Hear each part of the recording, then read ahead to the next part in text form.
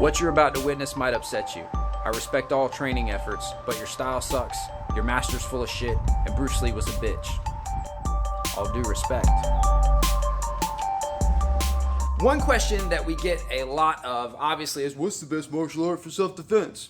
That's a stupid question, I know, but more specifically, sometimes we get asked, what's better for self-defense, striking or grappling? Which also seems like a stupid question because the answer is yes.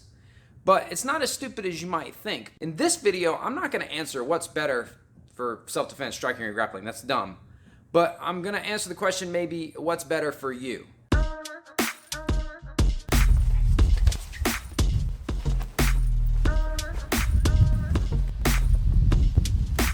I'm going to be making a ton of generalities in this video, so don't get too hung up on details. Striking arts, we're generally talking about boxing, kickboxing, Muay Thai, karate, taekwondo, that sort of thing. Grappling arts, we're talking about wrestling, Brazilian jiu-jitsu, maybe Japanese jiu-jitsu, sambo, judo, that sort of thing. If you find yourself too hung up on some minutia, just head down to the comments below and I'm sure someone will take care of you. First things first, let's talk about the initial learning curve. Time versus relative competence, 6 months, 12 months. Blues for grappling, and then who knows? Reds for striking. So on first view, it looks like, okay, relatively, we look a little bit more like a striker early on than a grappler. As a grappler, you kind of suck shit for a long time, and then you kind of have a light bulb moment and you get much better. And then after this, I don't know, whatever. But remember we said relative competence, which makes this line the most important. This is the Joe line. That's not the line where you'll be able to defeat my dad in combat. That line's much lower. This is the line at which you can expect to reach a skill level to where you can reliably beat an average Joe, absent any extenuating circumstances. All other things equal, you're doing it pretty early in jiu-jitsu, and you know, it takes a little longer in striking. So why do you reach the Joe line so much sooner in grappling versus striking? I think it's mostly because you're doing more meaningful sparring against resisting opponents early on. In the beginning, striking, sparring for beginners is kind of stupid and pointless. It's not very safe, and if you are doing sparring, it's not very productive. But don't worry, boxing, kickboxing, Muay Thai, karate nerds out there. I have some good news for you. This is the fun line. Once you learn, you know, a 1-2, some head movement and a kick, like striking's already fun. There ain't nothing fun about any of this until you start to actually, you know, get proficient at it. Now, another thing that I think bears mentioning is why this is a little more gradual early on and how it compares to this is because of this guy right here. And we'll say this guy right here. You know what that is? That's the puncher's chance. I don't think there's as much of a grappling chance. In striking, much more can go catastrophically wrong. You know, you can be a mediocre or even shitty striker and knock a good one out if he just mistimes things. All other things being equal, of course, there's exceptions. In grappling, there's not going to be that many surprises once you establish control. I want to talk about something that I hear a lot in this industry, and it's when a guy says he's more of a ground fighter. You're not a ground fighter. I don't know any ground fighters. I know guys who train to fight on the ground. I know guys who fight on the ground, but I don't know any ground fighters. And I get it. I don't like to get punched in the face, but you don't get to dictate where the fight happens. I'm gonna dictate where the fight happens. I don't want to wrestle with this guy. I don't know what he wants from me. Maybe he's got a disease. Maybe I've got a disease. Maybe we both got diseases, and if they were to mix together, create a super disease, kill the human race.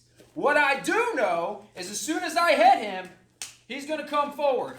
Maybe I get this underhook, maybe I don't, doesn't matter. As he changes levels trying to take me down, I'm going to sprawl out. So obviously we're going with jiu-jitsu, right? That's what I'm saying. Brazilian jiu-jitsu is what you should do for self-defense, or maybe wrestling, if they offer wrestling for grown-ups wherever you are, if that's a thing. Not so fast, because let's talk about injuries. You are nearly guaranteed a nagging chronic injury in Brazilian Jiu-Jitsu. That's a fact. Everyone's going to say, no, it's very, very safe. And it's like, all right, dude, without warming up, let me see you put your socks on. If you spend any amount of time in this position with a person on top of you, you're going to develop some issues. all my martial arts injuries put together, the worst ones that I hate the most are the most nagging, long-lasting ones. I've had cervical spine surgery. I have, some undiagnosed issues in my lower back. And that's from grappling. That's not from striking. Striking, I've had the aforementioned concussion, some broken noses, and a sprained ankle. And that's about it. So each individual injury at the time that it happened was worse. But the nagging chronic injuries, the things like tendinitis or, bulging discs or things like that, those have a greater impact on your quality of life. So now we're back to striking because it's like more fun for longer and I'm less likely to get injured until I start sparring.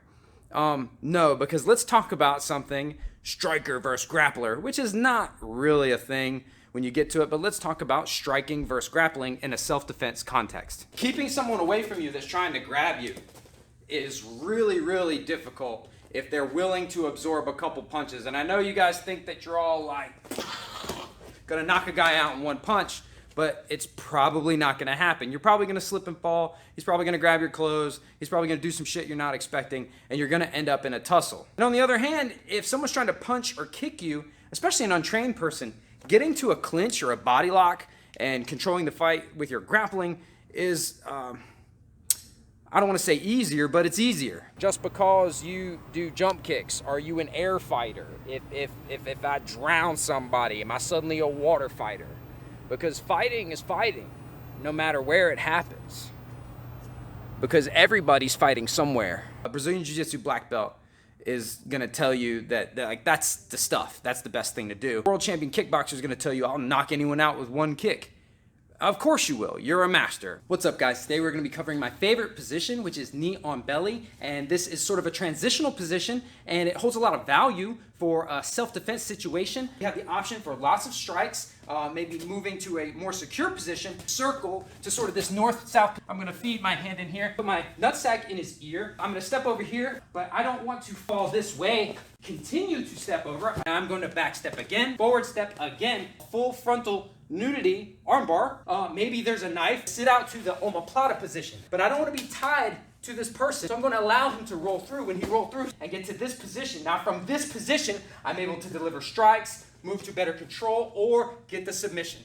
Thanks, guys. So what is the answer? If you made me tell you striking or grappling, or you made me tell you a martial art, I'd probably say something that incorporates both, like Muay Thai or the bare knuckle boxing style of fighting that we train a lot here. And really all you'd have to add to make it more complete is a sprawl. Like Muay Thai plus a sprawl probably has you covered for most people. But, you could say the same. I'd say go do Brazilian Jiu-Jitsu and get your blue belt and also learn 1-2 and high cover. Choose the one you like. Choose the one that you'll go to, choose the one that you'll train really hard at. But remember, the answer is yes. So also train the one that you don't, but I'll throw you a bone. Train the one you don't like for like 6 months, 8 months maybe, and train the one you really like for the rest of your life. The reason that I sprawl and that I fish for this underhook is because I don't want to wrestle with this guy. Any questions? What do you do from there? From this position?